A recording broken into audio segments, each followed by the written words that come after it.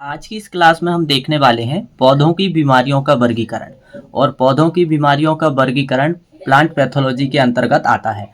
इससे पहले भी हमने काफ़ी प्लांट पैथोलॉजी की क्लास में बहुत सारे रोगों और भारत के इतिहास के बारे में चर्चा की। और आज की इस क्लास में भी हम बहुत महत्वपूर्ण जानकारी देखने वाले हैं। तो सबसे पहले एक एक करके हम रोगों का वर्णन देखेंगे। पहले देखेंगे जीवाणु रोग, फिर देखेंगे माइकोप्लाज्मा या फाइटोप्लाज्मा, और फिर देखेंगे वायरल जनित रोग। नमस्कार दोस्तों, मैं सचिन राय और आपके अपने YouTube channel PAT with Sachin में एक बार फिर से आपका स्वागत है। जैसा कि मैं आपके लिए प्रतिदिन कुछ ना कुछ एग्रीकल्चर से संबंधित नया अपडेट लेकर आता हूं, तो आज भी मैंने आपके लिए नया अपडेट लेकर आया हूं। और यह क्लास समस्त एग्रीकल्चर के एग्ज़ाम के लिए बहुत इंपॉर्टेंट होने वाली है, चाहे एग्ज़ाम एमपी का हो या एग्रीकल्चर से संबंधित अदर स्टेट का भी हो। एमपी पीएटी, सीपीएटी, आईसीआर, बीएचयू और भी एग्ज़ाम जो होते हैं एग्रीकल्चर के, सभी के लिए बहुत महत्वपूर्ण क्लास है। तो चलिए अब हम देखने वाले हैं जीवाणु जनित रोग। अब जीवाणु जनित रोग में हम देखेंगे बहुत सारे फसलों में लगने वाले रोग। तो जीवाणु जनित रोग, तो सबसे पहले हम देख लेते हैं फाइलम बैक्टीरिया सबसे बड़ा संघ है।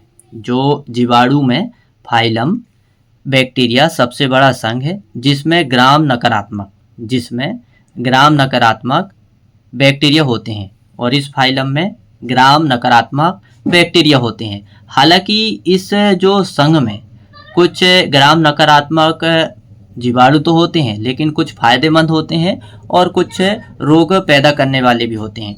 जैसे हम देखेंगे एग्रोबैक्टीरियम, राइजोबियम, ये ऐसे जीवाणु हैं जो भूमि में नाइट्रोजन को प्रदान करते हैं और भूमि की उर्वर शक्ति बढ़ाते हैं।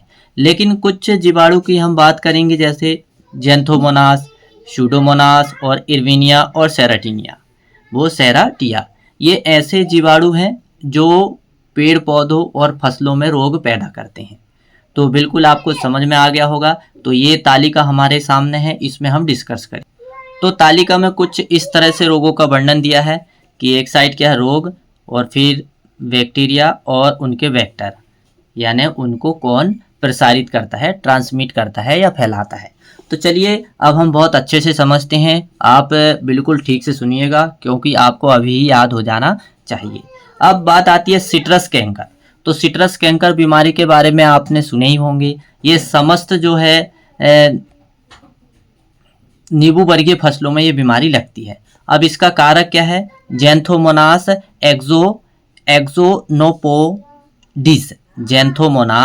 एक्सोनोपोडिस, और जाति क्या है? सिट्राई। ये जीवाणु के कारण सिट्रस कैंकर बीमारी नींबू वर्गीय फसलों में होती है। इसको फैलाने में कोई वेक्टर यहाँ पर नहीं है, इसलिए हमने यहाँ वेक्टर का नाम तालिका में मेंशन नहीं किए हुए हैं। अब इसके बाद में दूसरी हम देखते हैं कुर्सी फेरी की काली गलन। कुर्सी फेरी फसलों में काली गलन एक बीमारी लगती है, जिसे बोलते हैं ब्लैक। अब जो काली गलन जो बीमारी है, ये जेंथोमोनास कंपेट्रिस वेराइटी कंपेट्रिस नामक जीवाणु के कारण यह बीमारी होती है, जिसके कारण जो है कुर्सी फेरी वर्गीय फसलों में काफ़ी नुकसान होता है। अब देखते हैं धान की बैक्टीरियल ब्लाइट, जो बहुत ही ज़्यादा हानिकारक है, और इससे धान की पैदावार भी घटती है। और जो है, हालांकि जो है धान हमारी एशिया की जो है खाद्यान्न फसलों में मुख्य स्थान है, इसलिए इस फसलों की ये बीमारी बहुत ही हानिकारक है। इसलिए कहने का मतलब ये हुआ कि हमें ये इस फसल के रोगों के बारे में ठीक से पता होना चाहिए, क्योंकि ठीक से हमें पता होगा तो हम नियंत्रण कर सकते हैं। तो पेपर में सीधा आता है कि धान की बैक्टीरियल ब्लाइट का रोग कारक का नाम बताओ। धान की बैक्टीरियल ब्लाइट रोग का कारक का नाम बताओ। तो रोग का कारक का नाम क्या है? Xanthomonas oryzae. हालांकि जो हम अभी बैक्टीरिया के बारे में जो डिस्कस कर रहे हैं, जो फसलों में रोग पैदा करते हैं, तो उनके पीछे जो है फसलों की जाति है वो लगी है। तो आप ऐसे भी पहचान सकते हैं, जैसे धान की बैक्टीरियल ब्लाइट तो जेंथोमोनास ओराइजी, यहाँ पर ओराइजी और धान का वैज्ञानिक नाम है ओराइजा सटाइवा। तो आप ऐसे भी पहचान सकते हैं, ऐसे भी हमें समझ में आ जाता है कि ये इस फसल का रोग है। तो ओराइजी, और जाति क्या है? ओराइजी। फिर इसके बाद में हम अगली फसल देखेंगे कपास। कपास का कोर्णीय पत्ती, कपास का कोर्णीय पत्ती या काली भुजा रोग, तो ये भी जो है एक जीवाणु के कारण होने वाला रोग है और उस जीवाणु का क्या नाम है, जेंथोमोनास कम्पेट्रिस। क्या नाम है, जेंथोमोनास कम्पेट्रिस। और वैरायटी क्या है, मालवेसियरम। जैसे कपास की जो वैज्ञानिक नाम क्या है, गॉसिपियम स्पीसीज। क्या है कपास का वैज्ञानिक नाम, गॉसिपियम स्पीसीज। अब पहचानेंगे कैसे कि ये कपास का बैक्टीरिया है, तो आप पहचान सकते हैं कि कपास मालवेसी कुल का है। तो यहाँ पर निश्चित ही आपको देखने को मिलेगा, ये जो बैक्टीरिया को पहचानना है तो मालवेसियरम, क्या आपको देखने को मिलेगा, मालवेसियरम। तो इससे आपको समझ में जाएगा कि ये मालवेसी कुल में पैदा करने, मालवेसी कुल की फसलों में रोग पैदा करने वाला एक बैक्टीरिया है। कुछ इस तरह से भी आप समझ सकते हैं। अब अगली बीमारी है हमारे सामने, नींबू का ग्रीनिंग रोग। नींबू का ग्रीनिंग रोग, तो ये जो नींबू का ग्रीनिंग रोग जो है एक बैक्टीरिया के कारण होती है। और ये बैक्टीरिया का नाम क्या है, कैंडिटेटस लिब्रोवेक्टर।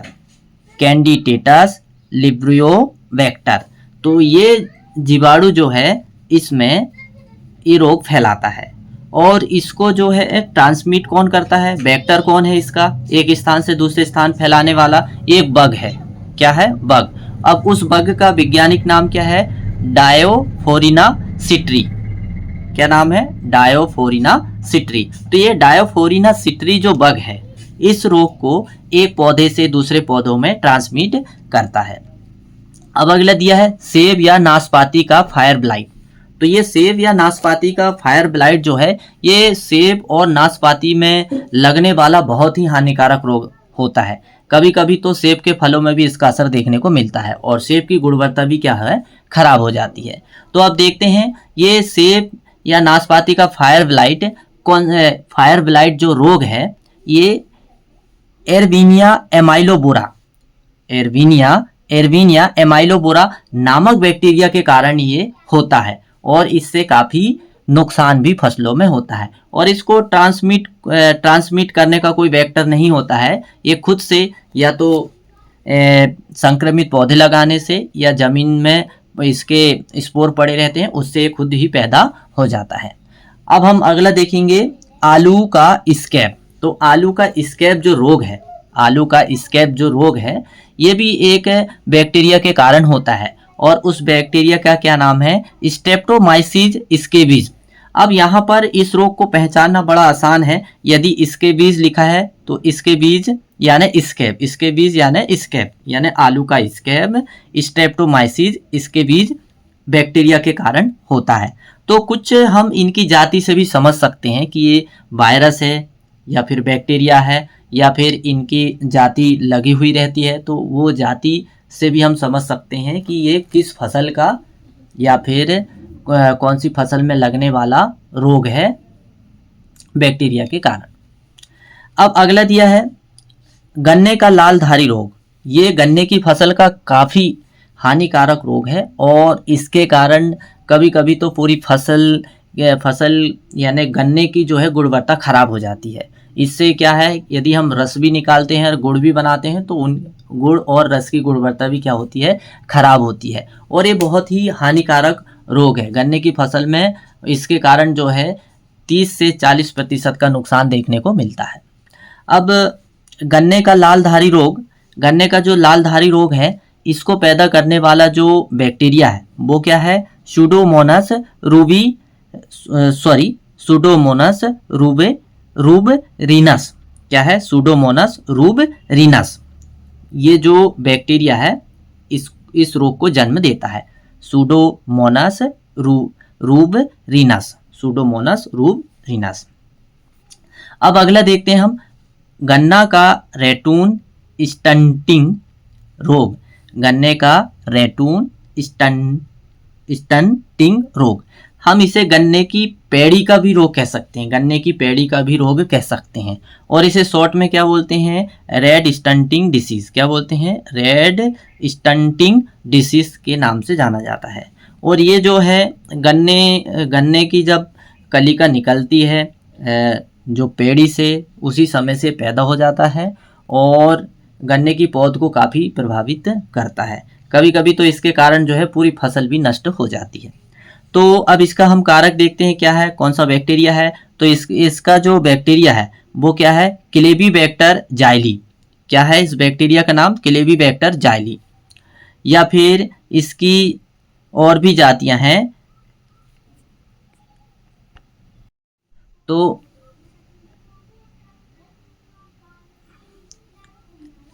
गन्ने का जो रेटून स्टंटिंग जो है, अब इसका जो वेक्टर है यानी यह रोग को फैलाने वाला जो कारक है वो क्या है, मैकेनिकल ट्रांसमिशन। क्या है, मैकेनिकल ट्रांसमिशन, यानी ये मशीनों के माध्यम से जब हम खेत में जुताई बुआई और बहुत सारे कृषि कार्य करते हैं, कर्षण क्रियाएं या बुआई का कार्य करते हैं, तो ऐसे ये एक स्थान से दूसरे स्थान पर फैल जाता है।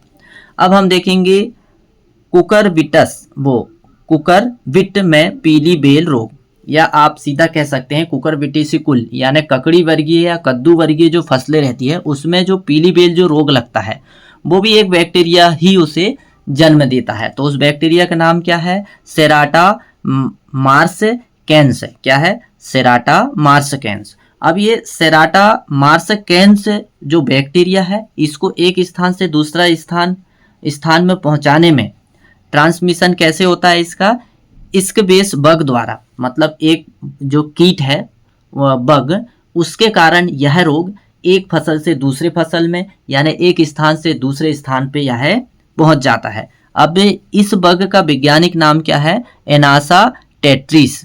एनासा ट्रेटिस। क्या है इसका वैज्ञानिक नाम, एनासा ट्रेटिस।